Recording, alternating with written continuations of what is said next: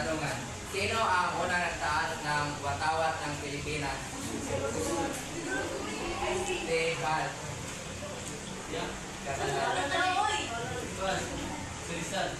Tayo.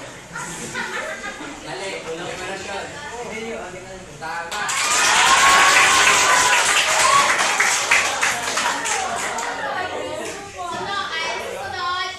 Ano ang pinakamataas na bundok sa Pilipinas?